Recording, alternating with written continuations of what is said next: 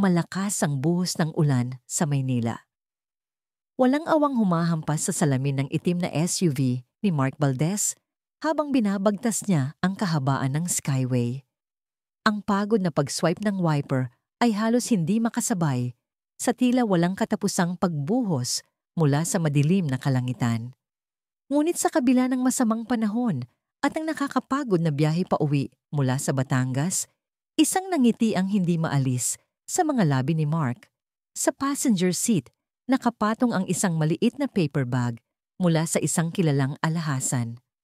Sa loob nito, isang kahon na naglalaman ng isang kwintas na may pendant na diamante ang regalo niya para sa kaarawan ni Angela. 2 araw pa bulong niya sa sarili. Uuwi dapat siya sa Sabado, pero tinapos niya ang lahat ng trabaho para makauwi ng Hesgabi. Isang sorpresa. Gusto niyang makita ang reaksyon ni Angela kapag inabot niya ang regalo. Kapag sinabi niyang may 2 araw sila para sa kanilang sarili. Bago pa man ang mismong selebrasyon, 8 buwan na silang kasal ni Angela.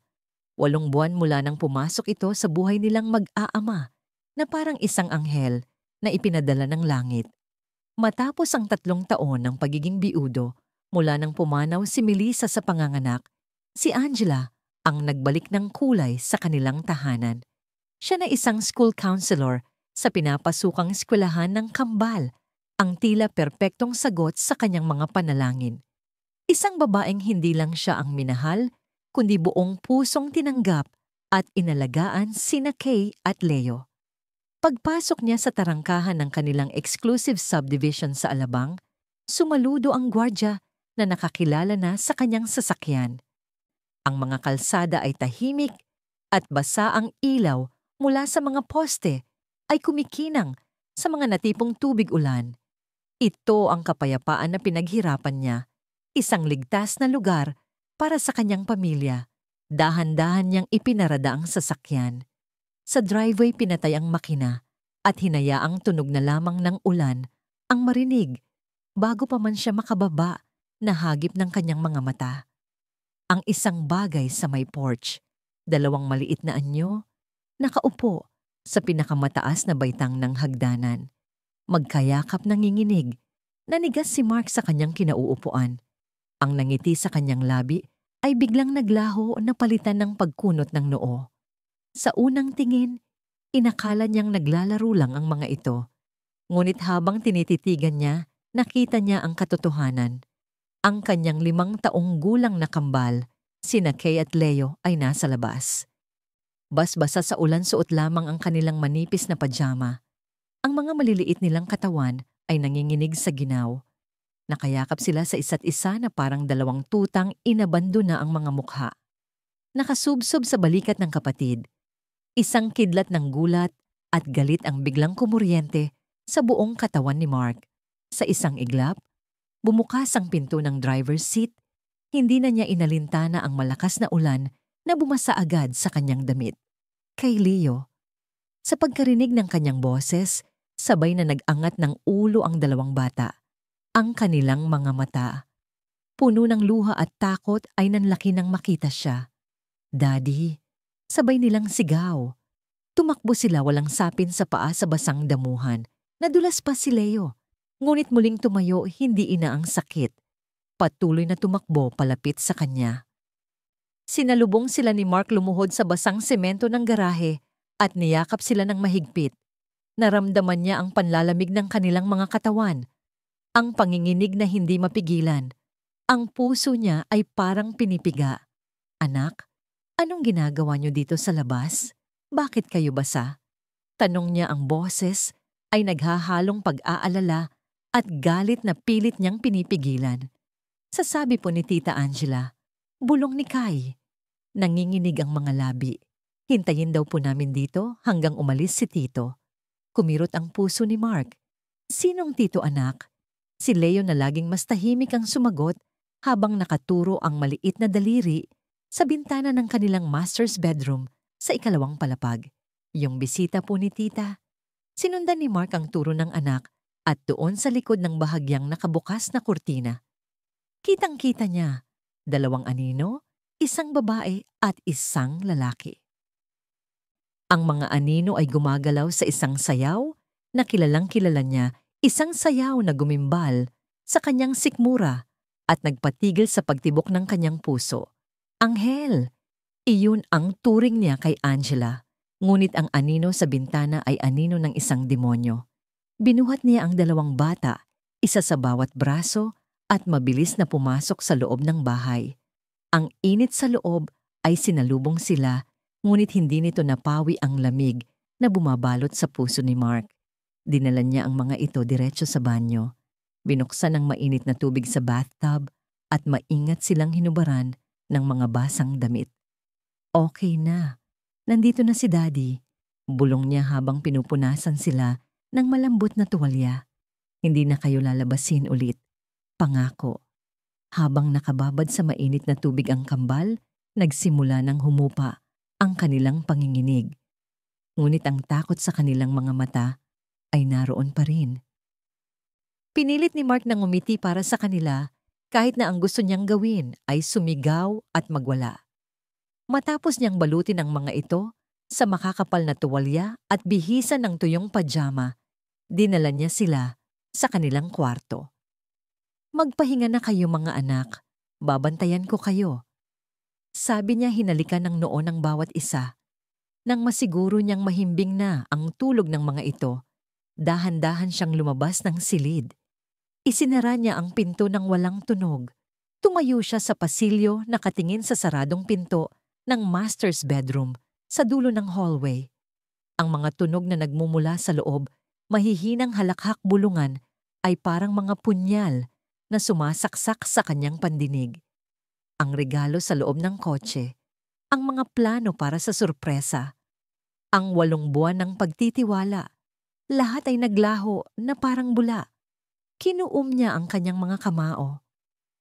Ang mga kuko ay bumaon sa kanyang palad. Dahan-dahan siyang naglakad palapit sa pinto.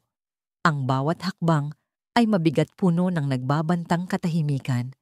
At sa bawat patak ng tubig na lumanda sa katawan ng kanyang mga anak kanina, may isang apoy na nagsisimulang mag-alab sa kanyang dibdib. Isang apoy na handang sunugin ang lahat. Ang katahimikan sa pasilyo ay mas nakakabingi kaysa sa anumang sigaw. Nakatayo si Mark sa labas ng pinto ng kanilang kwarto. Ang mga daliri nakakuyom sa gilid. Ang panga ay naninigas. Bawat halakhak na inig niya mula sa loob ay parang matalim na bubog na tumutusok sa kanyang dibdib. Ang init na dapat sanay hatid ng tahanan ay napalitan ng nagyelong galit na gumagapang sa kanyang mga ugat. Hindi siya kumatok. Sa isang malakas at biglaang tulak, bumulagta ang pinto at bumangga sa pader. Ang tunog ay umaling-awungaw sa buong bahay. Isang marahas na anunsyo na winasak na ang kapayapaan sa loob ng tahanang yon. Natigil ang tawanan sa loob. Si Angela, na nakasuot lamang ng isang manipis na satin robe, ay napatalon sa gulat mula sa kama. Ang lalaking kasama niya, na walang damit pang itaas, ay nanlaki ang mga mata na parang isang hayop na nahuli sa bitag. Ang gusot-gusot na kumot mga damit na nakakalat sa sahig at ang bote ng alak sa bedside table ay nagpinta ng isang larawan ng karumal-dumal na pagtataksil. "Mark!" gulat na sabi ni Angela. "Anong ginagawa mo rito? Ang aga mo yata."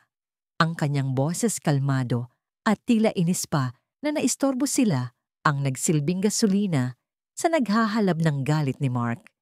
Dahan-dahan siyang pumasok sa silid. Ang bawat hakbang ay mabigat at may bigat ng isang hatol. Ang lalaki ay mabilis na naghahanap ng damit. Nagmamadaling isinuot ang kanyang polo. "Pare, sorry aalis na ako." Sabi nito hindi makatingin ng diretso kay Mark. Ngunit ang mga mata ni Mark ay hindi nakatingin sa kanya. Nakapako ang mga ito kay Angela. Isang tingin na malamig at mapanganib. "Nasa labas ang mga anak ko, Angela." Sabi ni Mark, ang boses niya ay mababa at kontrolado. Ngunit may panginginig ng galit, nanginginig sa ulan. 5 taong gulang ng mga bata itinapon mo sa labas na parang mga aso. Nagkibit balikat si Angela. Isang kilos na puno ng pagkainis. Owa ka naman. Naglalaro lang sila sa porch. Hindi naman sila mamamatay sa konting ambon. Itinuon niya ang pansin sa salamin at nagsimulang magsuklay na para bang isa lamang itong maliit na aberya. Ang kawalan niya ng pagsisisi ay parang isang sampal sa mukha ni Mark. Ang lalaki ay nakahanap ng pagkakataon at mabilis na lumabas ng silid. Nag-iwan ng nakabibing katahimikan sa pagitan ng mag-asawa. Hindi ito konting ambon. Angela, isang bagyo. Atwan mo sila doon para lang makasama mo yan. Ano ang ine-expect mo? Humarap ito sa kanya ang mga matay nagliliyab sa depensa. Magpakabirhen ako dito, habang ikaw ay laging wala trabaho ng trabaho. Pag-uwi mo, pagod ka na. 5 minuto sa mga bata tapos tulog na. Tao rin ako, Mark. May mga pangangailangan din ako. Hindi makapaniwala si Mark sa kanyang naririnig. Ang mga salitang lumalabas sa bibig nito ay hindi na salita ng isang anghel, kundi ng isang makasariling estranghero. Habang nagsasalita si Angela, nilibot ni Mark ang tingin sa kwarto at doon niya napansin sa ibabaw ng kanyang side table kung saan dating nakalagay ang isang maliit na altar. Ang silver frame na litrato ni Melissa, isang rosaryo at isang kandila ay wala na. Malinis, walang bakas ng kanyang yumaong asawa. Natigil siya sa paghinga. Nasaan ang litrato ni Melissa? Tanong niya, ang boses ay halos pabulong. Bumuntong hininga si Angela na para bang napakabigat ng tanong ni Mark. Inilagay ko sa bodega. Mark, 5 taon na siyang patay. Kailangan mo nang mag-move on. Asawa mo na ako ngayon. Hindi ako pwedeng makipagkompetensya sa isang patay habang buhay. Ang mga salitang yun malamig, walang pakundangan at puno ng kalupitan ang tuluyang sumira sa natitirang kontrol ni Mark. Kompetensya. Umalingaw-ngaw ang kanyang boses sa buong silid. Biglang may kinuha siya mula sa bulsa ng kanyang coat. Ang maliit na kahon ng alahas. Para sa kaarawan mo sana. Sabi niya, ang boses ay basag-basag sa galit at pighati. Sa isang iglap, ibinagsak niya ito ng buong lakas sa sahig na gawa sa matigas na kahoy. Isang malakas na kalabog ang narinig at ang kahon ay bumukas. Tumalsik ang mamahaling kwintas. Ang diamante ay kuminang ng sandali bago tumama sa pader. Ayan ang regalo ko sa'yo. Sigaw niya, ang ugat sa kanyang leeg ay lumitaw. Ang pagsigaw na yon ay hindi lang para kay Angela, kundi para sa sarili niyang katangahan sa pagtitiwalang ibinigay niya. Natigilan si Angela. Sa wakas nakita niya ang bagsik sa mga mata ni Mark. Isang bagsik na hindi niya pa nakikita kailanman. Umalis ka. Utos ni Mark. Ang boses niya ay bumalik sa isang nakakakilabot na kalmadong tono. Kunin mo ang mga gamit mo at umalis ka sa bahay na ito. Ngayon din. Hindi mo ako pwedeng palayasin. Ganting sigaw ni Angela. Ang takot ay napalitan ng panibagong tapang. Kasal tayo. Mark, kalahati ng lahat ng ito ay akin. Ayon sa batas.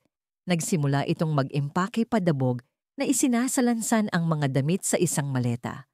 Ang bawat kilos ay puno ng galit. Habang nag-aaway sila, ang mga mata ni Mark ay napadpad sa bedside table ni Angela. Sa ilalim ng isang libro, may nakasungaw na isang puting sobre. Isang opisyal na sobre na may logo ng isang kilalang insurance company. Hindi niya ito maalalang nakita dati. Dahil sa isang kutob na hindi niya maipaliwanag, kinuha niya ito.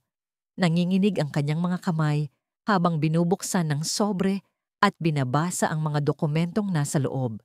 Nanlamig ang buo niyang katawan. Ang dugo sa kanyang mukha ay tila nawala lahat. Isang life insurance policy. Kinuha 2 buwan na ang nakalipas. Ang mga nakasiguro kay Valdez at Leo Valdez, ang halaga milyong o bawat isa, at ang nag-iisang benepisyaro, Angela Reyes Valdez. Ang galit sa kanyang dibdib ay biglang napalitan ng isang nanunuot na yelong takot. Hindi na ito simpleng pagtataksil. Ito ay isang plano. Nawala na ang sigawan. Ang marahas na pagsasara ng pinto sa pag-alis ni Angela ay nag-iwan ng isang abnormal na katahimikan sa loob ng bahay. Ang ulan sa labas ay humina na tila nakikiramay sa bagyong katatapos lang sa loob. Naiwan si Mark na nakatayo sa gitna ng nagulong silid. Ang dibdib ay mabilis na tumataas baba. Nanginginig pa rin ang kamay niya na may hawak sa life insurance policy. Ang papel na yon ay hindi na lang basta dokumento. Ito ay isang testamento ng isang mas malalim at mas madilim na plano. Dahan-dahan siyang sumandal sa pader. Pinikit ang mga mata at sinubukang pakalmahin ang sarili. Ngunit ang bawat paghinga niya ay nagdadala lamang ng imahe ng kanyang mga anak na nanginginig sa ulan para sa pera. Kaya ba niyang isakripisyo ang mga anak ko? Ang tanong ay umalingaw-ngaw sa kanyang isipan, isang lason na kumakalat at pumapatay sa bawat alaala ng pagmamahal na inakala niyang totoo. Mabilis siyang kumilos. Ang unang instinct niya ang mga bata. Dahan-dahan niyang binuksan ang pinto ng kwarto ng kambal. Sa dilim na aninag niya ang dalawang maliliit na anyo sa ilalim ng kanilang kumot. Magkayakap, kahit sa pagtulog, payapa, ligtas. Sa ngayon lumapit siya at umupo sa gilid ng kama ni Kai. Inaplos niya ang buhok nito. Ang puso niya ay nadudurog sa pagmamahal at sa pakiramdam ng matinding pagkakasala. Paano ko ito nagawa sa inyo? Paano ko pinapasok ang isang halimaw sa ating tahanan? Biglang gumalaw si Kai. Dumilat ito ang mga matay puno ng antok at isang bakas ng takot mula sa isang masamang panaginip. Daddy, bulong nito, I had a bad dream. Madilim daw po. Iniwan niyo kami sa dilim. Niyakap ni Mark ang anak. SH, hindi mangyayari yon. Hinding-hindi ko kayo iiwan. Nandito lang si Daddy. Sa yakap na yon. Tila nagkaroon ng lakas ng loob si Kai na magsalita. Daddy, natatakot po ako kay Tita Angela. Nanigas si Mark. Bakit anak? May ginawa ba siya sa inyo? Tumingin si Kai sa kapatid niyang si Leo na nagising na rin pala at tahimik na nakikinig. Tumango si Leo na parabang nagbibigay ng permiso. Huminga ng malalim si Kay bago nagsalita. Ang bawat salita ay mabigat at puno ng takot na matagal na niyang kinimkim. Sabi po ni Tita Angela, nagsimula si Kai. Ang boses ay nanginginig. Pag kami behave, ipapadala niya kami kung nasaan si Mommy Melissa. Isang yelo ang tila, biglang ipinasok sa mga ugat ni Mark. Hindi siya makahinga. Ang simpleng salita ng isang bata ay nagbunyag ng isang kalupitan na hindi niya kayang isipin. Iyon ay hindi isang simpleng pananakot. Iyon ay isang banta ng kamatayan na binalot sa isang paraan na maiintindihan ng isang bata na namatayan ng ina. Lagi po siyang galit pag tinitingnan namin yung picture ni Mommy. Dagdag ni Leo sa isang halos pabulong na tinig. Sabi niya, masama daw po yon. Niyakap ni Mark ang kanyang dalawang anak ng buong higpit na parabang sa pagyakap na yon ay mapoprotektahan niya sila mula sa masasamang alaala. Ngayon, naiintindihan na niya ang mga pagkakataong umuuwi siyang tahimik ang mga bata. Ang mga pagkakataong tila may takot sa kanilang mga mata na pilit niyang isinasantabi. Iniisip na pagod lang sila. Lahat ng yon ay mga senyales, mga pulang bandila na pinili niyang huwag pansinin. Matapos niyang masigurong nakatulog muli ang mga bata, maingat siyang lumabas ng silid. Nag-iwan siya ng kaunting siwang sa pinto at binuksan ng ilaw sa pasilyo. Hindi niya nahahayaang maramdaman pa ng mga anak niya na nasa dilim sila. Kinuha niya ang kanyang telepono. Ang mga daliri niya ay nanginginig habang hinahanap ang isang pangalan sa kanyang contacts. Catherine Santos, ang matalik na kaibigan ni Melissa, ang ninang ng kambal at higit sa lahat, isang mataas na opisyal sa National Bureau of Investigation, NBI. Nagring ito ng 3 beses bago may sumagot. Mark, gabi na napatawag ka. Ang boses ni Catherine ay inaantok pa ngunit malinaw. Kath, kailangan ko ng tulong mo. Sabi ni Mark, ang boses ay basag. Biglang nagbago ang tono ni Catherine, naging alerto. Anong nangyari? Ang mga bata? Okay lang ba sila? Sinubukan ni Mark na ikwento ang lahat.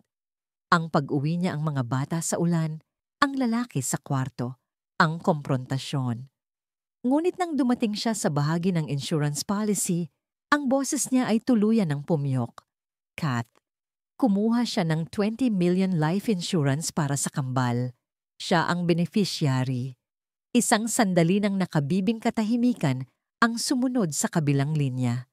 Nang magsalita muli si Citarine, ang pagkaantok sa kanyang boses ay ganap nang nawala. Napalitan ito ng isang malamig at matalas na tono ng isang investigador. "Mark, makinig kang mabuti sa akin," sabi niya. "Ang bawat salita ay may diin. Huwag kang aalis sa bahay. Huwag kang hahawak ng kahit ano na hindi mo pa nahahawakan. Ang modus na yan, pamilyar sa akin. Papunta na ako dyan." Pagkababa ng telepono, naiwan si Mark na tulala. Pamilyar sa akin. Ang mga salitang yon ay nagpapatunay na ang takot na gumagapang sa kanyang dibdib ay hindi isang paranoia. Ito ay isang katotohanan na may pangalan at may pattern. Habang naghihintay, hindi siya mapakali. Ang kanyang isip ay naghahanap ng mga sagot ng kahit anong piraso ng ebidensya na magpapatunay na hindi siya nababaliw. Naalala niya ang laptop sa kanyang home office, ang laptop na madalas gamitin ni Angela. Pumasok siya sa madilim na opisina. Ang tanging liwanag ay mula sa buwan na sumisilip sa bintana. Binuksan niya ang laptop. Ang screen ay umilaw at nakita niyang hindi ito naka-log out. Ginalaw niya ang mouse. Bumukas ang huling ginamit na browser at sa itaas ang search bar. Binuksan niya ang search history at ang mga salitang nakasulat doon ay nagpatigil sa pag-ikot ng kanyang mundo. Common fatal accidents for children Philippines. Sleeping pill overdose dosage for 5-year-old how to claim life insurance policy. BPI filang mga lason na hindi na-trace sa autopsy. Bawat linya ay isang suntok sa kanyang sikmura. Ang hangin ay tila naubos sa kanyang baga. Napatayo siya na paatras hanggang sa likod niya ay tumama sa pader. Ang bile ay umakyat sa kanyang lalamunan. Mabilis siyang tumakbo, papunta sa banyo sa ibaba at sumuka sa lababo. Habang nakayuko nanginginig at hinahabol ang hininga, tiningnan niya ang sariling refleksyon sa salamin. Ang lalaking nakatingin pabalik ay isang estranghero, isang taong puno ng takot at pagkamuhi. Hindi na ito tungkol sa isang asawang nagtaksil. Ito ay tungkol sa isang ama na walang kamalay-malay na nag-alaga ng isang demonyo sa tabi ng kanyang mga anak. At ngayon, kailangan niyang harapin ito bago mahuli ang lahat. Ang malamig na porselana ng lababo, ang tanging sumasalo sa nanginginig na mga kamay ni Mark. Nakatingin siya sa kawalan ang mga imahe ng search history. Sa laptop ay paulit-ulit na umiikot sa kanyang isipan na parang isang sirang pelikula. Ang bawat salita, aksidente, overdose lason ay isang dagok na humahampa sa pundasyon ng mundong binuo niya para sa kanyang mga anak. Ang tahanan na dati simbolo ng seguridad ay biglang naging isang bitag. Ang bawat sulok ay tila may anino. Ang bawat pamilyar na tunog ay nagdudulot ng kaba. Nang biglang tumunog ang doorbell, napatalon si Mark sa gulat, ang puso niya'y kumalabog ng malakas. Sandali siyang natigilan ng isip ay nagtatalo kung sino ang nasa labas sa ganoong oras ng gabi. Ang isang bahagi ng kanyang utak na nilason na ng takot ay nagsuspetsang bumalik si Angela. Ngunit ang malakas at tiyak na pagtunog muli ng doorbell ay nagbigay sa kanya ng lakas. Hindi yun ang paraan ng pagbalik ni Angela. Iyon ay tunog ng isang taong may aoridad. Dahan-dahan siyang naglakad papunta sa pinto. Sumilip siya sa peephole at nakahinga ng maluwag. Sa labas nakatayo si Catherine Santos. Kahit basa ng ambon ang kanyang itim na trench coat, hindi nabawasan ang kanyang matatag na presensya. Ang kanyang mukha ay seryoso, ang mga matay alerto. Sa pagtama ng kidlat sa kalangitan, sandaling nagliwanag ang kanyang mukha. Isang imahe ng determinasyon. Mabilis na binuksan ni Mark ang pinto. Kath, hindi na niya kailangang magsalita pa. Isang tingin lang sa itsura ni Mark.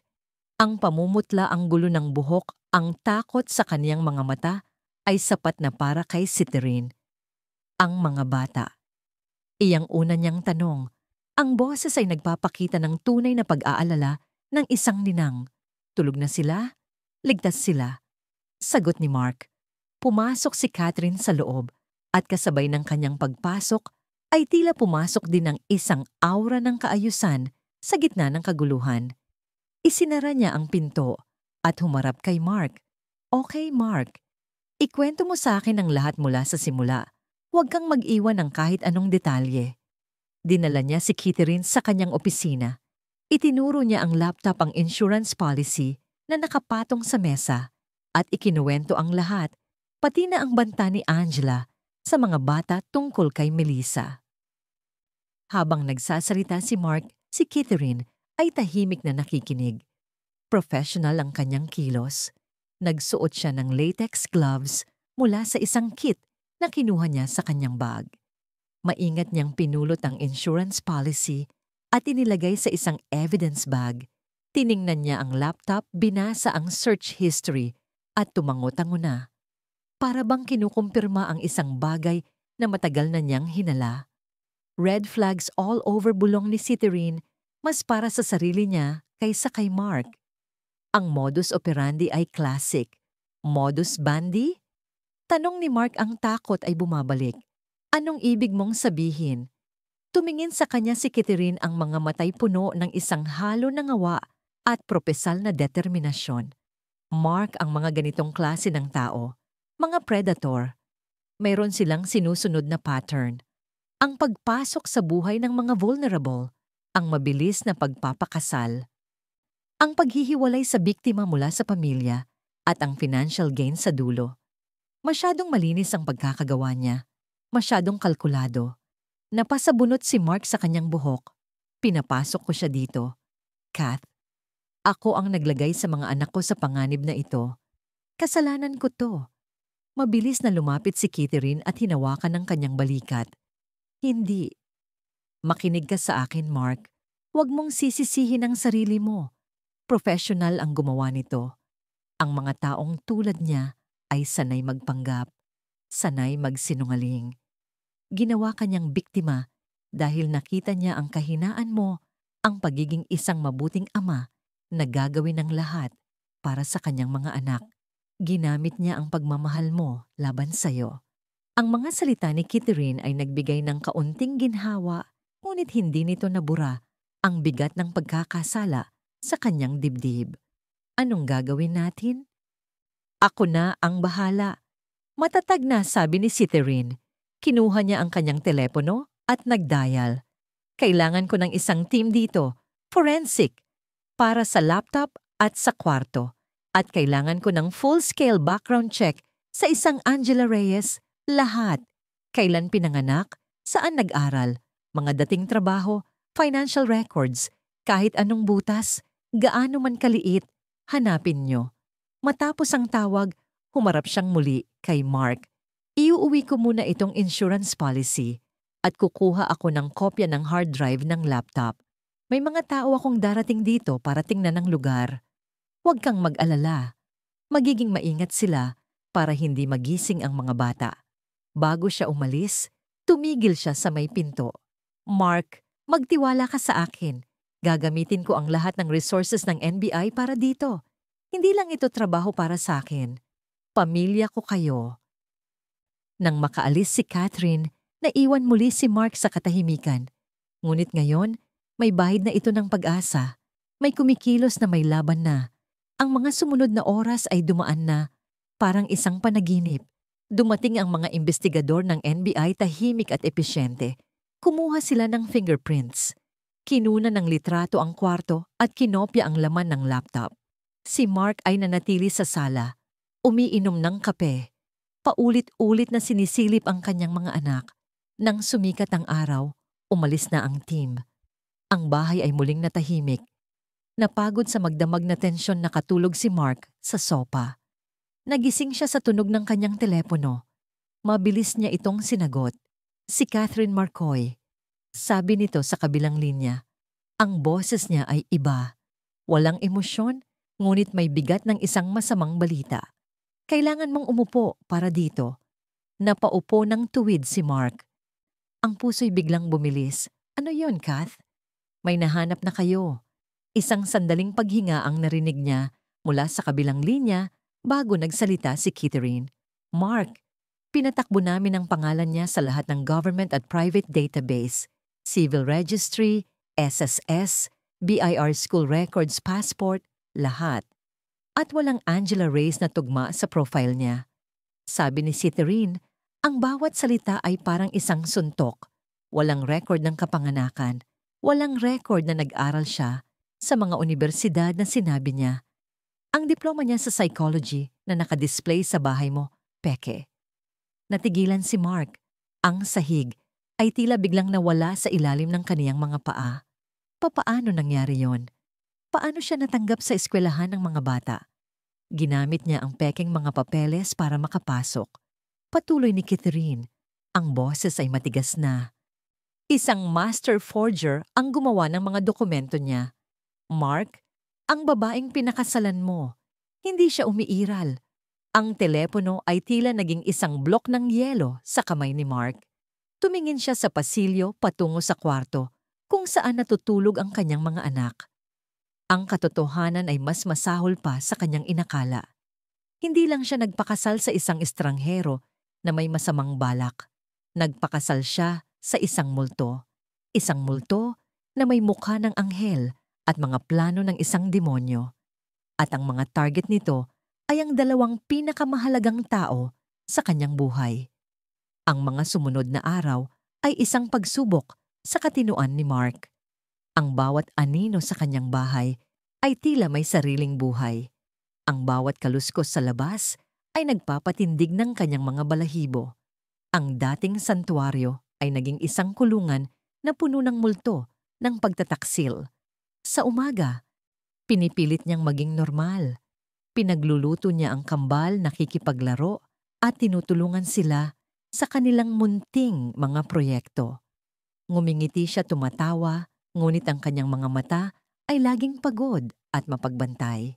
Isang ama na gumaganap sa isang palabas ng normalidad para sa kapakanan ng kanyang mga anak, habang sa loob-loob niya ay unti-unti siyang nilalamon ng takot.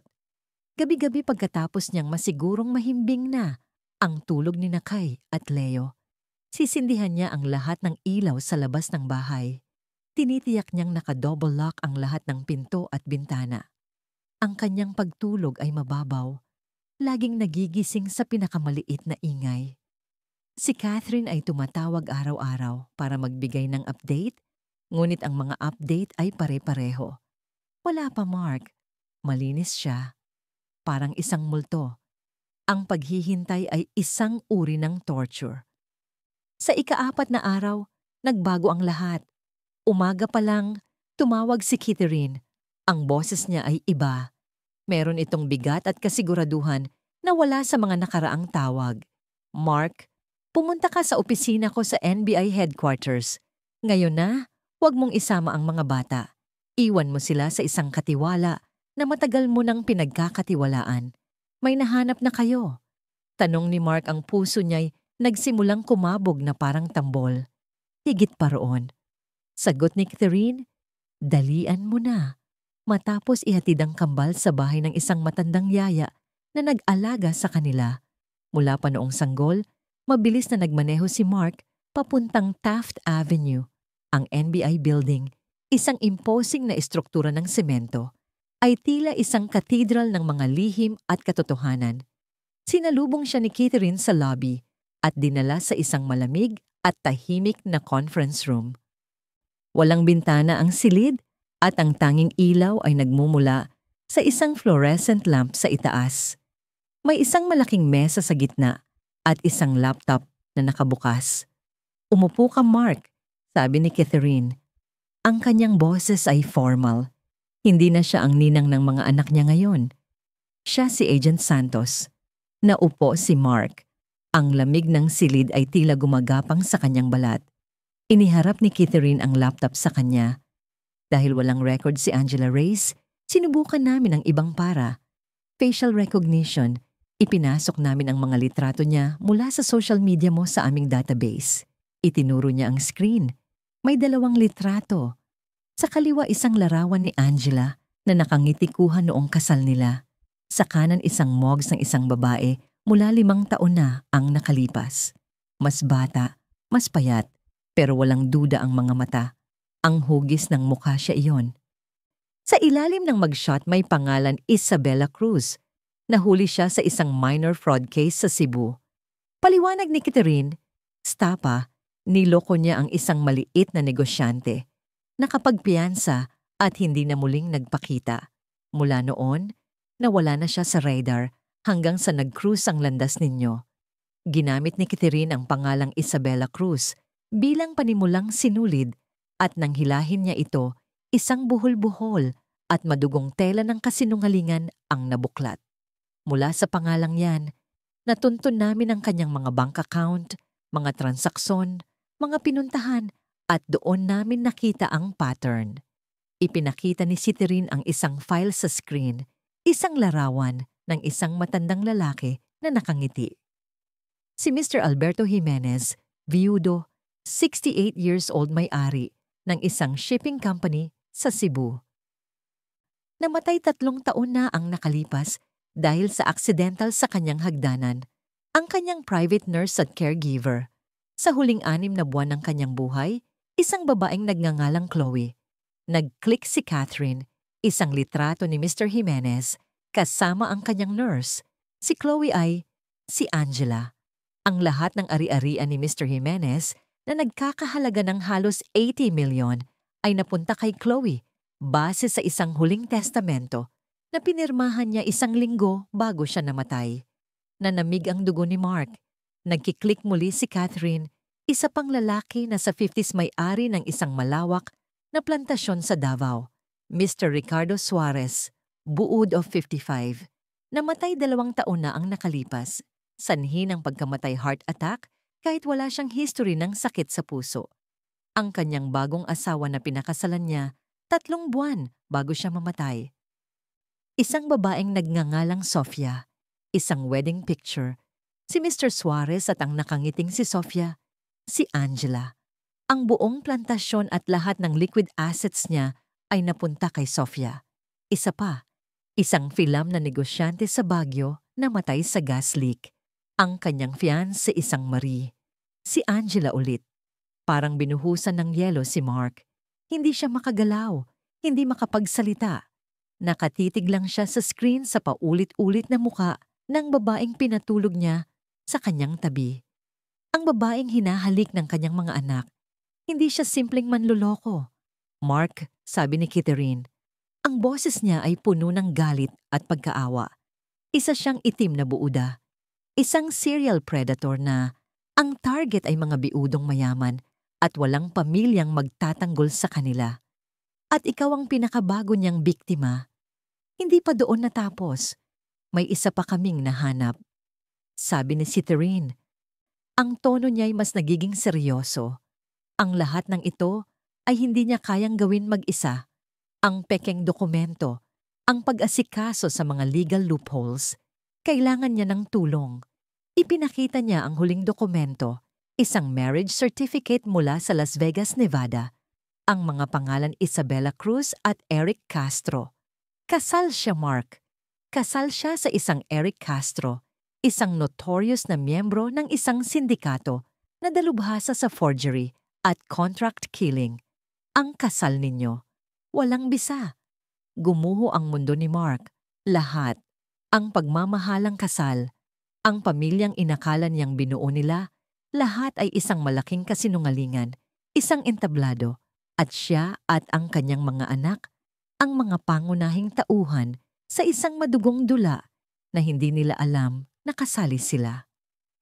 Ang ibig sabihin nito, patuloy ni Catherine hinawakan ang kamay ni Mark na nakapatong sa mesa. Hindi ka na niya kailangang hiwalayan para makuha ang pera mo. Ang kailangan lang niyang gawin ay hindi na niya kailangang tapusin ang pangungusap. Naintindihan na ni Mark. Ang mga anak ko. Bulong niya ang boses ay halos hindi marinig. Ang life insurance, iyon ang susunod. Tumango si Catherine, ang mga matay puno ng pag-aalala. Sila ang grand prize niya, Mark. At ngayong alam niyang nabisto mo na siya, hindi na siya mag-iingat. Magiging desperado na siya. Anong gagawin ko? Tumingin si Catherine sa kanyang mga mata. Ang kanyang tingin ay matatag at hindi natitinag. Kailangan mong ilayo ang mga bata, Mark. Kailangan mong mawala ngayon din dahil ang babaeng yon ay hindi titigil hanggat hindi niya nakukuha ang gusto niya. At ang gusto niya ngayon ay ang buhay ng mga anak mo. Ang paglabas sa malamig na conference room ng NBI ay parang pagpasok sa ibang dimensyon. Ang maingay na trapiko sa Taft Avenue, ang sikat ng araw na tumatama sa mga gusali. Ang mga taong naglalakad sa kalsada. Lahat ay tila bahagi ng isang normal na mundo na hindi na kinabibilangan ni Mark.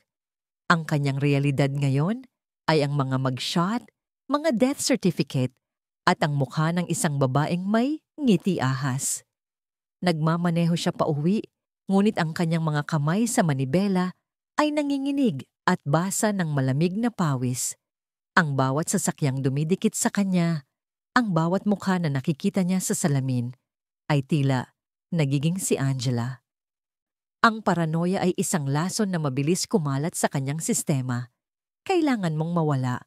Ngayon din ang mga salita ni Catherine ay umuulit-ulit sa kanyang isip na parang isang sirang plaka, isang babala na nagpapabilis sa bawat pintig ng kanyang puso. Pagdating sa bahay, sinalubong siya ni Kai at Leo tumatakbo mula sa hardin, ang kanilang mga mukhay puno ng ngiti. "Daddy, look, we made a castle," sigaw ni Kai. Iwinawagayway ang isang maliit na bandila na gawa sa stick at dahon. Lumuhod si Mark at niyakap sila nang mahigpit isinubsob ang kanyang mukha sa kanilang maliliit na balikat. Inamoy niya ang kanilang buhok, isang halo ng araw damo at inosenteng pagkabata. Sila ang kanyang mundo at may isang halimaw na gustong wasakin ito. "Mga anak, makinig kayo kay Daddy," sabi niya, pilit na pinatatag ang kanyang boses. "Magkakaroon tayo ng biglaang adventure. Pupunta tayo sa bahay ni Lolo Jose sa Tagaytay. Ngayon din." "Yehey!" sigaw ni Leo. "Kay Lolo Jose, may mga kabayo po ba ulit, Daddy?" "Oo anak, may mga kabayon," sagot ni Mark pilit na. Ngumingiti. "Kaya mag-impake na tayo ng mga paborito niyong laruan at damit. Bilisan natin para maabutan natin ang sunset doon." Habang ang mga bata sa kanilang kawalang muwang ay masayang nag-iimpake, si Mark ay kumikilos na parang isang sundalong naghahanda para sa gyera. Mabilis niyang inilagay sa isang maleta ang mga damit nilang mga gamot at mga importanteng dokumento. Birth certificates pa sa bawat kilos niya ay may kasamang pagmamadali at takot. Habang hinahalungkat niya ang kanyang aparador, natigilan siya.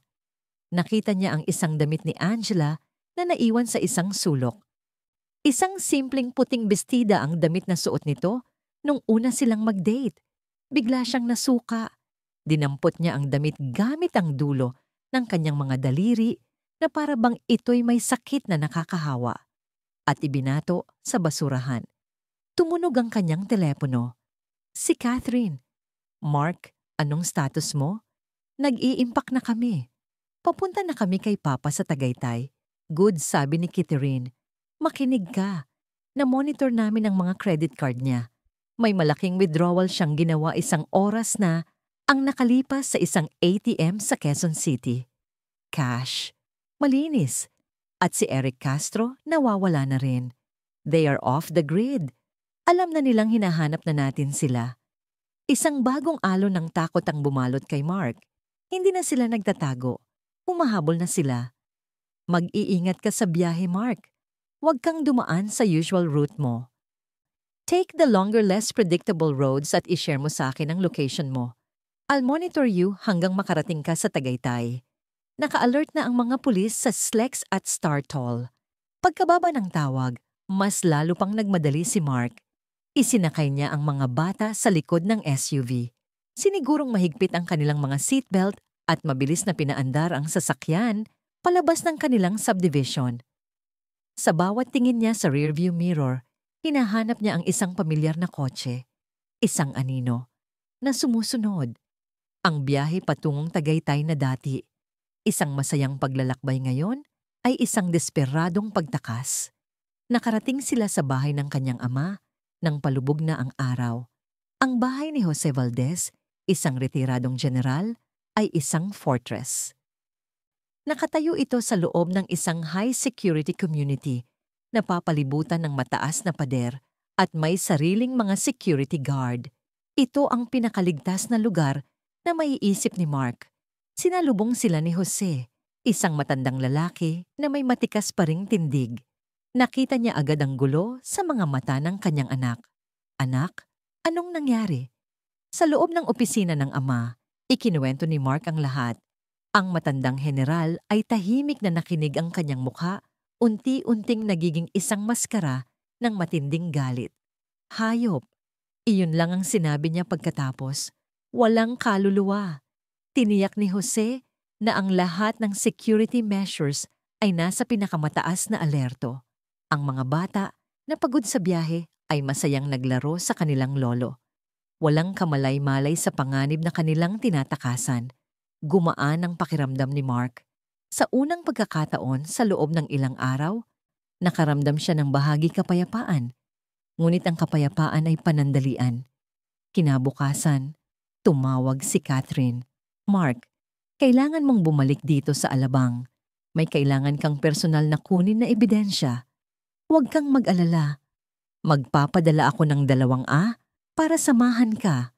Nag-aalangan man sumunod si Mark, iniwan niya ang kambal sa pangangalaga ng kanilang lolo na nangakong babantayan sila ng kanyang buhay. Ang pagbabalik sa bahay ay nakakakilabot. Ang lugar na puno ng masasayang alaala ay isa ng crime scene sa kanyang isipan kasama ang 2 ahente ng NBI. Pumasok sila sa tahimik na tahanan. Ang kailangan nilang kunin ay ang orihinal na marriage contract nila ni Angela na nakatago sa kanyang personal na safety deposit box. Habang hinahanap niya ito, napansin niyang may nagbago sa sala. Ang maliit na altar para kay Melissa na inilipat niya sa isang side table ay wasak. Ang silver frame ng litrato ay basag, ang salamin ay nagkalat sa sahig. Ang larawan mismo ni Melissa ay may malaking punit sa gitna. Isang malamig na kaba ang gumapang sa kanyang likod. Paano? Paano may nakapasok, sir?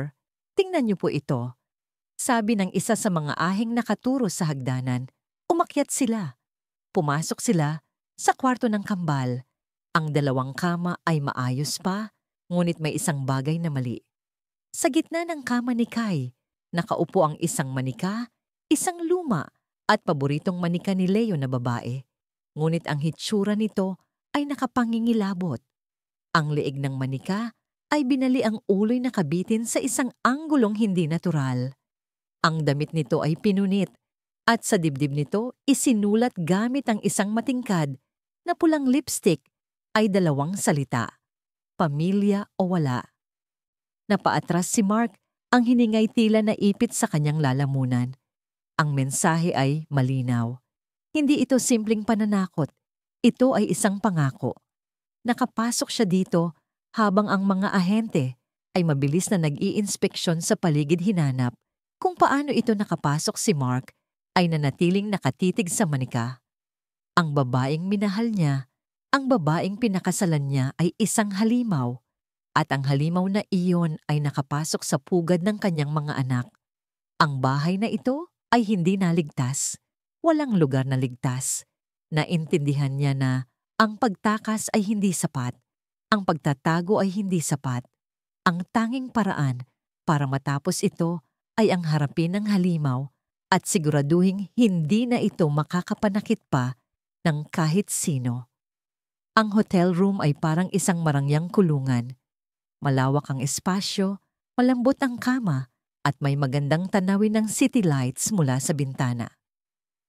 Ngunit para kay Mark, ang 4 na sulok ng silid ay unti-unting kumikitid sa bawat oras na lumilipas. Ang bawat tunog mula sa hallway, ang pag-andar ng elevator, ang boses ng ibang bisita ay nagdudulot ng biglaang pagtibok sa kanyang puso. 3 araw na siyang naroon. 3 araw ng paghihintay. Ito ang pinakamagandang paraan. March, paliwanag ni Catherine, bago siya ihatid doon. Si Isabella o Angela o kung sino man siya ay isang predator na may obsesyon. Hindi siya basta na lang tatakas. Babalik siya para sa'yo. Ikaw ang huling piraso ng kanyang proyekto na hindi natapos. Sa isip niya, ikaw ang sumira sa lahat. At sa mga taong tulad niya, ang paghihiganti ay mas mahalaga pa kaysa sa kalayaan. Ang plano ng NBI ay simple, ngunit mapanganib gawin si Mark na isang madaling target, isang pain. Ang buong palapag ng hotel ay binabantayan ng mga ahente. Ang katabing kwarto ay nagsisilbing command post. Puno ng mga monitor at gamit sa surveillance, ang telepono ni Mark ay nakatap, ang bawat tawag ay handang i-trace. Samantala, sa Tatagaytay, ang bahay ni General Jose ay naging isang fortress. Bukod sa sarili nitong seguridad, naglagay si Catherine ng isang team ng mga ahenteng nagpapanggap bilang mga bagong hardinero at maintenance crew. Ang kambal ay ligtas, ngunit ang distansya ay isang mabigat na pasanin para kay Mark. Gabi-gabi, tinitingnan niya ang kanilang mga litrato sa kanyang telepono. Ang kanyang puso'y naninikip sa pangungulila at takot. Sa ika-4 na gabi habang nakatitig si Mark sa walang saysay na palabas sa telebisyon, biglang umilaw ang screen ng kanyang cellphone. Unknown number. Tumigil ang kanyang paghinga. Tumingin siya sa nakatagong kamera sa sulok ng silid. Isang senyales sa mga hente sa kabilang kwarto. Sa isang iglap, narinig niya ang halos walang tunog na paggalaw sa labas ng kanyang pinto. Handa na sila.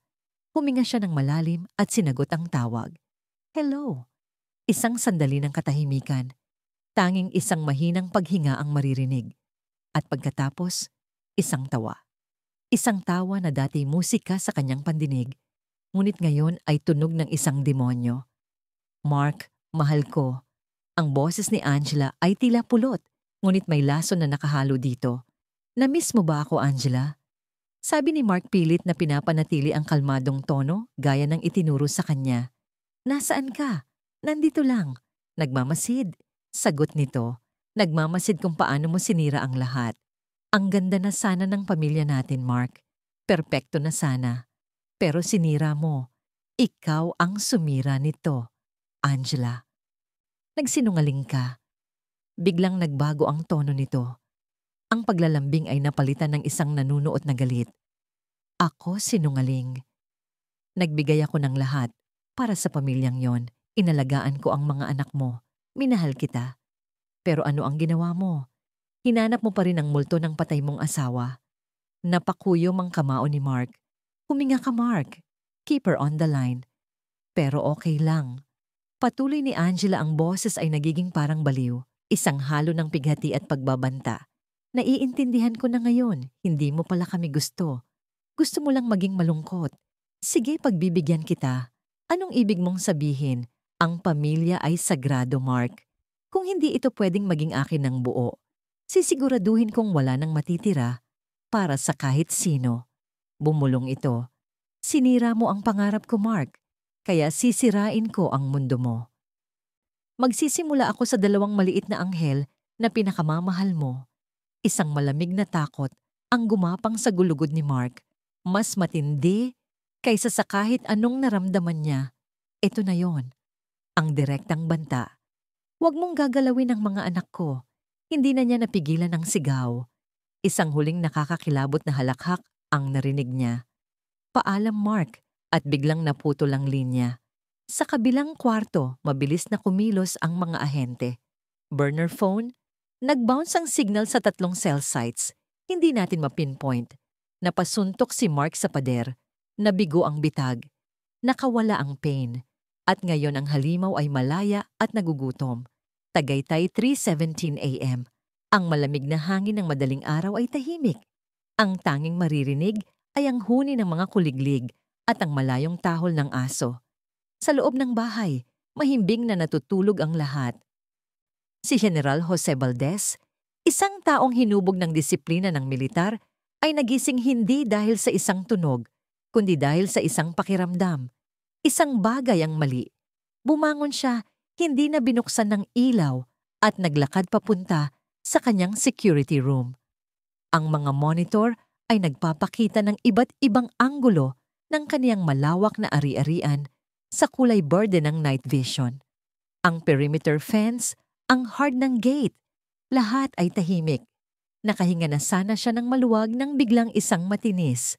Paulit-ulit na tunog ang bumasag sa katahimikan, hindi isang malakas na alarma, kundi isang digital na hudyat mula sa control panel. Perimeter, Bridge Zone 7 East Wall. Ang mga mata ng general ay mabilis na lumipat sa monitor para sa Zone 7 ang pinakamalayong bahagi ng kanyang pader. Natatakpan ng makakapal na halaman. Sa uuna, wala siyang nakita. Tanging ang paggalaw ng mga dahon sa hangin. Ngunit pagkatapos, nakita niya dalawang anino, nakasuot ng itim mula ulo hanggang paa. Gumagalaw sila ng mabilis at mababa na parabang mga professional. Ang isa ay may hawak na wire cutter. Ang butas sa cyclone wire ay halos hindi makita. Hindi sila dumaan sa gate. Hindi sila umakyat sa pader. Pinili nila ang pinakamahinang punto, isang lugar na alam nilang hindi gaanong nababantayan. Alam nila ang ginagawa nila at sila ay nasa loob na. Ang puso ng matandang general ay tumibok ng mabilis, hindi dahil sa takot, kundi dahil sa adrenaline na matagal na niyang hindi naramdaman. Pinindot niya ang isang pulang buton sa ilalim ng kanyang mesa. Isang silent alarm na direktang konektado sa NBI team na nakakalat sa paligid. Pagkatapos, kinuha niya ang kanyang baril mula safe. Ang mga anino sa monitor ay mabilis na gumagalaw papalapit sa bahay. Nandito na sila, bulong ng general sa dilim. Ang gabi ay hindi pa tapos. Ang laban ay ngayon palang magsisimula. Ang silent alarm na pinindot ni General Jose ay parang isang kidlat na walang tunog. Sa labas ng property, sa mga van na nakaparada sa dilim sa mga kalapit na bahay, kung saan sila nagpapanggap ng mga residente, ang NBI team ni Kitterine ay biglang nagising. Walang sigawan, walang kalituhan. Tanging ang mabilis at tahimik na pagsuot ng bulletproof vests, ang pagkasa ng mga baril at ang mga bulungan sa kanilang mga radyo. Target has breached the perimeter. All units converge. Move in quiet and dark.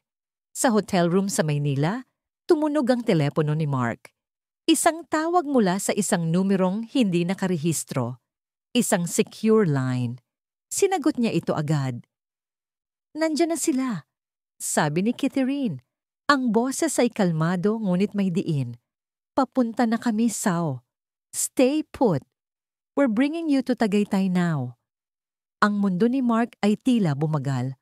Ang takot na kanina ay gumagapang sa kanya ay biglang napalitan ng isang mapanganib na focus.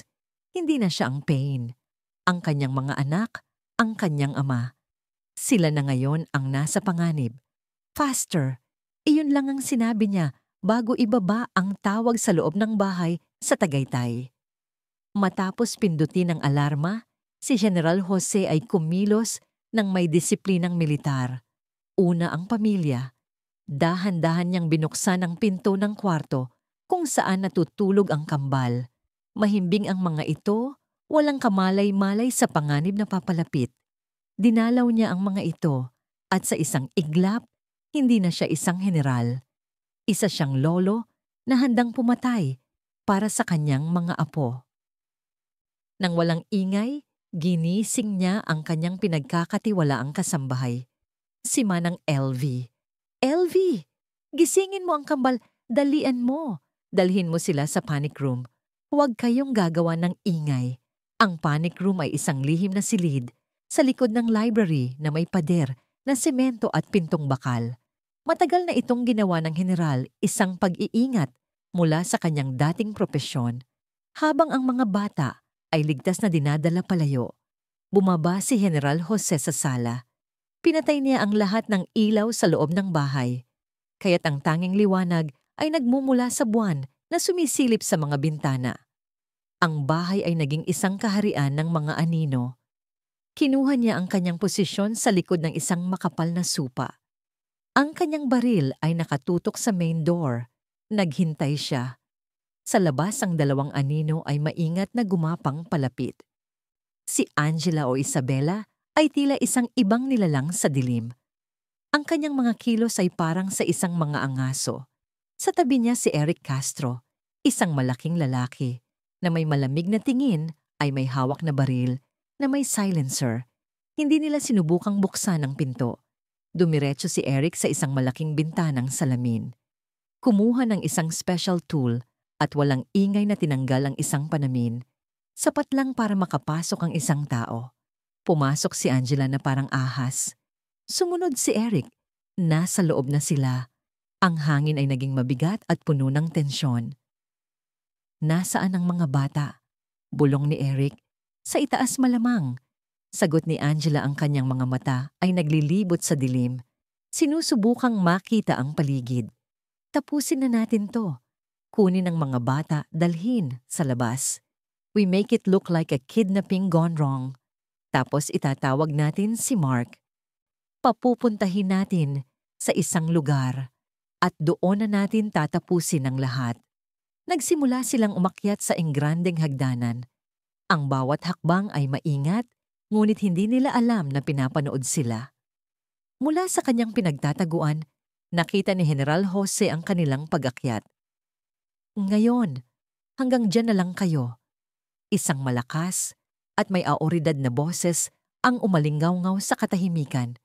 Natigilan ng dalawa, mabilis silang lumingon. Itinaas ang kanilang mga baril, ngunit hindi nila makita kung saan nanggagaling ang boses. Biglang bumukas ang ilaw sa chandelier, sa itaas pansamantalang bumulag sa kanila. Ibaba niyo ang mga baril niyo. Utos ng general na ngayon ay nakatayo na. Ang baril ay matatag na nakatutok sa kanila. Wala kayong karapatang tumapak sa pamamahay ko. Nagulat si Angela, ngunit mabilis itong napalitan ng isang mapanuyang ngiti. Ang matapang na general, akala mo, kaya mo kaming dalawa. Sa isang iglap, nagpaputok si Eric, ngunit si General Jose ay sanay sa labanan. Bago pa man pumutok ang baril, nakaluhod na siya sa likod ng sopa. Ang bala ay tumama sa pader sa likod niya. Sinuklian niya ito ng putok, hindi para pumatay, kundi para magbigay ng babala. Ang bala ay tumama sa sahig, 1 pulgada lang mula sa paa ni Eric. Napamura ito at napaatras. Ang katahimikan ng gabi ay tuluyan ng nawasak. Ang mga putok ng baril ay umalingangaw-ngaw sa labas. Iyon na ang hudyat na hinihintay ng NBI. Go, go, go! Mula sa lahat ng direksyon ang mga ahente ay mabilis na pumasok sa property. Sa loob, nagsimula ang isang desperadong labanan. Nagtago si Angela at Eric sa likod ng hagdanan. Nagpapaputok patungo sa general. Sa gitna ng kaguluhan, isang itim na SUV ang humarurot. Papasok ako sa gate kasabay ng mga sasakyan ng NBI. Mabilis na bumaba si Mark. Daddy! Sigaw niya ang takot para sa ama ay nanaig. Mark, stay back! Sigaw ni Catherine. Sinusubukang pigilan siya, ngunit hindi na siya nakinig. Tumakbo si Mark papasok sa bahay sa gitna ng putukan. Nakita niya ang kanyang ama na nakikipagbarilan. Nakita niya si Angela na nagtatago. Ang galit na matagal niyang kinimkim ay sumabog. Angela! Narinig ni Angela ang boses niya. Isang masamang ngiti ang sumilay sa kanyang labi. Ito na ang hinihintay niya. Bigla siyang lumingon at itinutok ang baril kay Mark. Lahat ng ito ay dahil sa'yo. Sigaw niya, ang kanyang mukha ay puno ng galit na parang sa isang baliw. Sana hinayaan mo na lang akong mahalin ka. Sana binigay mo na lang sa akin ang pamilyang gusto ko. Ang pamilyang gusto mong patayin para sa pera. Kanting sigaw ni Mark. Hindi yun pera lang. Yun ay para sa hustisya. Para sa lahat ng tinanggihan ako. Karapatan ko yun. Itinaas niya ang baril. Handa nang tapusin si Mark. Ngunit bago pa niya makalabi ang gatilyo, isang putok. Ang umalingaw-ngaw mas malakas kaysa sa iba. Si Angela ay natigilan. Ang kanyang mga mata ay nanlaki sa gulat. Dahan-dahan siyang tumingin sa kanyang dibdib, kung saan isang maliit na butas ang nagsimulang maglabas ng dugo. Sa likod niya sa itaas ng hagdanan, nakatayo si General Jose Valdez. Ang kanyang baril ay umuusok pa. Binaril niya ito sa balikat. Hindi isang fatal shot, pero sapat na para matigil siya. Bumagsak si Angela sa sahig, sumisigaw sa sakit at galit. Si Eric nang makitang wala ng laban ay sumubok tumakas, papunta sa likod na pinto, ngunit sinalubong siya ng 3A ng NBI. Mabilis siyang napasuko. Pinasok ng mga ahente ang bahay. Napalibutan si Angela habang namimilipit sa sahig. Tapos na, sabi ni Catherine lumapit kay Mark, ngunit para kay Mark hindi pa. Lumapit siya sa nakahandusay na si Angela. Ang babaeng minahal niya, ang babaeng kinatakutan niya. Tiningnan niya ito sa mata. Wala na ang galit. Tanging awa at pagod na lang ang naroon. Bakit iyon lang ang tanong na lumabas sa kanyang bibig? Tumingin pabalik si Angela, ang mga matay puno ng lason dahil madali kang lokohin. Bumulong ito bago siya mawala ng malay. Tumayo si Mark. Naramdaman niya ang kamay ng kanyang ama sa kanyang balikat. Sa di kalayuan, bumukas ang pinto ng library. Sumilip si Manang LV kasama sina Kay at Leo. Daddy, tumakbo ang kambal palapit sa kanya. Niyakap niya sila ng buong higpit, isinubsob ang kanyang mukha sa kanilang mga ulo. At sa unang pagkakataon, sa loob ng maraming araw, huminga siya ng maluwag. Ligtas na sila. Tapos na ang gabi at sa wakas, tapos na ang bangungot. Ang pagsikat ng araw sa Tagaytay ay hindi kailanman naging ganito kahalaga. Ang ginintuang liwanag na dahan-dahang gumapang sa kalangitan ay tila naghuhugas sa dilim at karahasan ng nagdaang gabi. Para kay Mark, ang bawat sinag ay isang pangako ng bagong simula, isang simbolo na ang pinakamahabang gabi ng kanyang buhay ay sa wakas nagwakas na. Ang bahay na ilang oras lang ang nakalipas ay isang battleground ngayon ay puno ng mga investigador ng NBI. Ang mga flash ng kamera, ang alikabok mula sa fingerprint powder, at ang mahihinang bulungan ng mga ahente ang pumalit sa mga putok ng baril. Dinala na si Angela at Eric Castro sa isang high-security hospital ward. Parehong sugatan at mahigpit na binabantayan. Si Mark, ang kanyang ama at ang kambal ay nasa hardin nakaupo sa isang bench na nakaharap sa bulkang Taal. Si Kai at Leo, kahit nagising sa gitna ng kaguluhan, ay mabilis na pinakalma ng kanilang lolo. Para sa kanila, ito ay isang nakakatakot na ingay lamang sa gabi. Ang buong bigat ng katotohanan ay maingat na itinago mula sa kanilang mga musmos na isipan. Ngayon, masaya silang naghahabulan sa damuhan. Ang kanilang mga tawa, isang balsamo sa sugatang kaluluwa ni Mark. Napakabuti ng Diyos, anak. Sabi ni General Jose, ang kanyang boses ay pagod, ngunit matatag. Pinatong niya ang kanyang kamay sa balikat ni Mark. Natapos na. Tumango si Mark, ngunit ang pakiramdam ng kaluwagan ay may kahalong bigat. Ang mga sugat ay hindi lamang pisikal. Hindi ko alam kung paano magsisimula ulit pa. Magsisimula ka sa kanila. Sagot ng general, itinuro ang naglalarong kambal. Sila ang dahilan. Sila ang simula at ang wakas. Dumating si Catherine. Ang kanyang mukha ay seryoso, ngunit ang mga matay may bahid ng ginhawa. Umupo siya sa tabi ni Mark. Stable na si Isabela sa ospital. Si Eric Castro nagsisimula ng magsalita. Umaasa siyang makakuha ng mas mababang sentensya kapalit ng kanyang testimonya laban sa kanya. Ano ang mangyayari sa kanya? Tanong ni Mark. Ang pangalan ni Angela ay parang lason sa kanyang dila. Multiple murder, frustrated murder, syndicated staff, kidnapping with intent to kill. Marami, sabi ni Catherine. Hindi na siya makakakita ng sikat ng araw sa labas ng kulungan. Sisiguraduhin ko yon. Naglabas si Catherine ng isang brown na folder mula sa kanyang bag. May gusto akong ipakita sa'yo. Nakuha namin ito mula sa kanilang hideout sa Quezon City. Isang lumang baol na puno ng kanyang mga alaala. Inilapag niya ito sa mesa. Binuksan ni Mark. Ang laman ay hindi mga alahas o pera. Ito ay isang koleksyon ng mga personal na bagay mula sa kanyang mga biktima. Ang wedding ring ni Mr. Jimenez, ang kwintas ng asawa ni Mr. Soares, isang locket na may litrato ng isang pamilya, mga tropeyo. Sa ilalim ng lahat, may isang lumang punit-punit na journal. Basahin mo, sabi ni Catherine, para maintindihan mo. Nag-aalangan man binuksan ni Mark ang journal, ang sulat kamay sa loob ay magulo puno ng galit.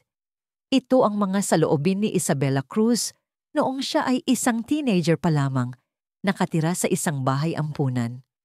Ang bawat pahina ay isang kwento ng pagtanggi. Mga pamilyang titingin sa kanya, ngunit pipiliin ng ibang bata. Mga pangakong napapo, isang partikular na entry ang tumatak sa isip ni Mark. May isang pamilyang dumating ngayon. Ang bait nila, mayaman. Sabi nila, babalikan nila ako. Narinig ko silang nag-uusap sa labas. Sabi ng babae, she's pretty, but there's something dark in her eyes. Hindi na sila bumalik. Lahat sila, pare-pareho. Ayaw nila sa akin. Ayaw nila sa mga batang tulad ko. Balang araw kukunin ko ang lahat ng gusto ko. Kukunin ko ang kanilang mga bahay, ang kanilang pera, ang kanilang mga pamilya, at ipaparamdam ko sa kanila kung ano ang pakiramdam ng mawalan. Biglang nagsara si Mark ng journal. Hindi niya na kayang magbasa pa. May malubha siyang narcissistic personality disorder na may kasamang psychopathic tendencies. Paliwanag ni Catherine na parabang binabasa ang kanyang isipan base sa mga paunang pagsusuri. Hindi siya simpleng masama, Mark. May sakit siya sa pag-iisip. Para sa kanya, ang mga tao ay hindi tao. Sila ay mga bagay na pwedeng gamitin at itapon. Ang pamilya na gusto niya ay hindi para sa pagmamahal. Ito ay isang tropeyo na gusto niyang makuha para patunayang mas magaling siya sa lahat ng tumanggi sa kanya. Tumingin si Mark sa kanyang mga anak, ang kanilang mga tawa, ang kanilang pagmamahal. Ito ang totoong pamilya. Isang bagay na hindi kailanman niintindihan ni Isabela. Hindi ito nagbigay ng kapatawaran sa ginawa ni Isabela, ngunit nagbigay ito ng isang uri ng pagsasara. Ang halimaw ay may pinagmulan, ang dilim ay may dahilan, ngunit hindi nito binabawasan ang bigat ng kasalanan. Anong susunod? Tanong ni Mark. Ibinalik ang folder kay Catherine. Susunod, isang mahabang proseso sa korte. Maraming pamilya ang lilitaw ngayon. Mga biktima na hindi man lang alam na biktima sila, magkakaroon ng hustisya. Sabi ni Catherine, tumayo siya. Pero para sa iyo ang susunod ay ang paghilom. Magsimula ka ngayon. Tumayo rin si Mark. Naglakad siya palapit sa kanyang mga anak. Daddy, laro tayo. Sigaw ni Leo. Ngumiti si Mark isang tunay na ngiti sa unang pagkakataon sa loob ng mahabang panahon. Sige mga anak, laro tayo. Habang naghahabulan sila sa damuhan, sa ilalim ng maaliwalas na langit ng Tagaytay, alam ni Mark na mahaba pa ang daan tungo sa paghilom. Maraming gabi pa siyang babangungutin, maraming araw pa siyang mag-aalala. Ngunit habang tinitingnan niya ang kanyang ama na nakangiting nanonood sa kanila, habang naririnig niya ang halakhak ng kanyang mga anak, alam niyang hindi siya nag-iisa. Ang hustisya sa korte ay para kay Isabela. Ngunit ang hustisya para sa kanya, para sa kanyang pamilya, ay ito ang mabuhay, ang magmahal at ang muling buuin ang kanilang winasak na mundo. Isang masayang alaala sa bawat pagkakataon, 2 taon ang lumipas. Ang mga alaala ng gabing iyon sa Tagaytay ay unti-unting lumabo. Mula sa isang matalim na sugat ay naging isang pilat. Isang permanenteng paalala ng isang laban na kanilang pinagdaanan at pinagtagumpayan. Ang bahay sa Alabang, na dati naging simbolo ng takot, ay muling naging isang tahanan. Sa tulong ng kanyang ama at ni Catherine, binago ni Mark ang ilang bahagi nito. Ipinapintura niya ang mga pader ng mas masayang kulay. Pinalitan niya ang mga muwes at sa sala sa pinakaprominenteng lugar, muling itinayo ang isang maliit na altar para kay Melissa. Ngayon sa tabi ng kanyang litrato, may 2 pang maliliit na picture frames. Isa para kay Kai at isa para kay Leo, parehong nakangiti. Isang dambana, hindi lang para sa nakaraan, kundi para sa kasalukuyan. Ang hapon ay payapa. Ang sinag ng araw ay dahang pumapasok sa mga bintana. Naglalaro sa sahig. Sa hardin ng tawa ng 7 taong gulang na sina Kai at Leo ay maririnig habang naglalaro sila ng habulan kasama ang kanilang lolo Jose. Sila ay malusog masigla at higit sa lahat masaya. Ang mga anino ng kanilang trauma ay unti-unting tinutunaw ng init, ng pagmamahal at ng tuloy-tuloy na family therapy. Si Mark ay nakaupo sa veranda nagkakape habang binabasa ang balita sa kanyang tablet. Isa na siyang ibang tao kumpara sa Mark ng 2 taon na ang nakalipas. Ang kaniyang mga mata ay hindi na laging mapagbantay. Mayroon na itong kapayapaan. Ang mga guhit ng pag-aalala sa kanyang noo ay napalitan ng mga linya ng nangiti. Natuto siyang maging mas present, mas mapagmatsyag hindi dahil sa takot, kundi dahil sa pagpapahalaga sa bawat sandali. Ang kaso ni Isabela Cruz na binansagan ng media bilang The Black Widow of Alabang ay naging isang national sensation. Natapos ang paglilitis makalipas ang 1 taon, siya ay napatunayang guilty sa 6 na kaso ng pagpatay, 4 na kaso ng frustrated murder at maraming iba pang krimen. Hinatulan siya ng sunod-sunod na habang buhay na pagkabilanggo. Walang posibilidad ng parol. Si Eric Castro na nagsilbing state witness ay nakatanggap ng mas mababang sentensya, ngunit mananatili pa rin sa bilangguan sa loob ng maraming dekada. Para kay Mark, ang pagtatapos ng paglilitis ay hindi isang tagumpay. Ito ay isang pagsasara ng isang madilim na kabanata. Hindi na niya muling inisip pa si Isabela. Ang kanyang enerhiya ay nakatuon na lamang sa pagbuo ng isang positibong buhay para sa kanyang mga anak. Daddy? Tawag ni Leo. Tumatakbo palapit sa kanya hila-hila ang isang papel. Look, I got a star in my drawing class. The teacher said, I'm a good artist. Wow anak, that's amazing. Sabi ni Mark, kinarga ang anak at hinalikan sa pisngi. I'm so proud of you. Pwede mo na i-drawing ang susunod na bahay na i-design ni Daddy. Lumapit si Kai na may hawak namang bola ng soccer. Daddy, sabi ni Lolo, turuan mo daw ako ng secret moves mo.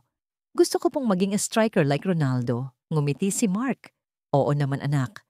After merienda, dumating si Catherine Dalala, ang isang train ng juice at cookies. Naging regular na siyang bisita tuwing weekend. Hindi bilang isang kapalit na ina, kundi bilang isang mapagmahal na tita ninang, isang matatag na presensya sa buhay ng mga bata, at isang tapat na kaibigan para kay Mark. May sulat kang natanggap. Sabi ni Catherine, iniabot ng isang sobre. Galing ito sa isang foundation na tumutulong sa mga pamilyang biktima ng marahas na krimen. Isa ito sa mga organisasyong tinutulungan ni Mark gamit ang perang na-recover mula sa mga bank account ni Isabela. Ang sulat ay isang pasasalamat. Ang donasyon niya ay nakatulong para makapag-aral ang mga anak ng isa pang biktima. Isang maliit na kabutihan na isinilang mula sa isang malaking kasamaan. Minsan iniisip ko, sabi ni Mark, nakatingin sa kanyang mga anak na ngayon ay masayang kumakain ng cookies kasama ang kanilang lolo. Bakit sa atin pa nangyari yon? Tumingin si Catherine sa kanya. Hindi ko alam ang sagot dyan, Mark. Walang sino man ang nakakaalam, pero ang alam ko hindi ang nangyari sa atin ang nagbibigay kahulugan sa kung sino tayo. Ang mahalaga ay kung ano ang ginagawa natin pagkatapos. May isang tanong na matagal nang gustong itanong ni Mark. Hindi ka ba natatakot na baka may maiwan na dilim sa kanila, na baka isang araw bumalik ang lahat ng yon? Ngumiti si Catherine, isang ngangiting puno ng pag-unawa. Ang dilim ay laging nariyan, Mark. Bahagi ito ng buhay. Ang trabaho natin bilang magulang ay hindi ang alisin ang dilim. Ang trabaho natin ay ang bigyan sila ng sapat na liwanag para hindi sila matakot dito. Sa mga salitang yon, nahanap ni Mark ang kapayapaan na matagal na niyang hinahanap. Gabi, matapos ihatid ang mga bata sa kanilang kwarto, Bumalik si Mark sa kanyang opisina. Binuksan niya ang isang kahon ng mga lumang litrato. Kinuha niya ang paborito niyang larawan ni Melissa. Noong ito ay buntis sa kambal ang mga kamay, ay nakahawak sa malaki nitong tiyan. Ang mukha'y nagliliwanag sa kaligayahan. Inilagay niya ito sa isang bagong frame at ipinatong sa kanyang mesa. "Nagawa natin, Mel," bulong niya sa litrato. "Ligtas sila, masaya sila at lumalaki silang mabubuting bata. Tulad ng gusto mo." Hindi na siya muling nag-asawa, hindi dahil sa takot o kawalan ng tiwala, kundi dahil natuklasan niya na silang tatlo siya, si Kai at si Leo ay isang buo at kumpletong pamilya. Napapalibutan sila ng isang matibay na network ng pagmamahal mula sa kanilang lolo kay Sitirin at sa iba pang mga kaibigan. Iyon ay higit pa sa sapat.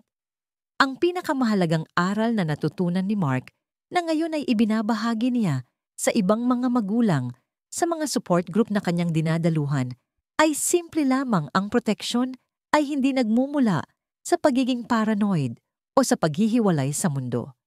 Ito ay nagmumula sa mapagmahal na pagbabantay at bukas na komunikasyon. Kilalanin ninyong mabuti ang mga taong pinagkakatiwalaan ninyo sa buhay ng inyong mga anak. Lagi niyang sinasabi at lagi-laging pakinggan ang inyong mga anak kapag sinusubukan nilang sabihin sa inyo na mayroong mali. Ang kwento ng pamilya Valdez ay isang makapangyarihang paalala na ang kasamaan ay minsan nagbabalat kayo bilang kabutihan. Ngunit ang tunay na pagmamahal, katatagan at determinasyon ng isang ama ay kayang lampasan kahit ang pinakamadilim na pagbabanta at sa huli ang pinakamagandang paghihiganti laban sa mga sumubok. Wasakin ng iyong pamilya ay ang bumuo ng isang buhay na puno ng pagmamahal, layunin at kaligayahan. Isang buhay na napakaganda kung kaya't ang kanilang kasamaan ay nagiging isang malayong hindi mahalagang alaala na lamang.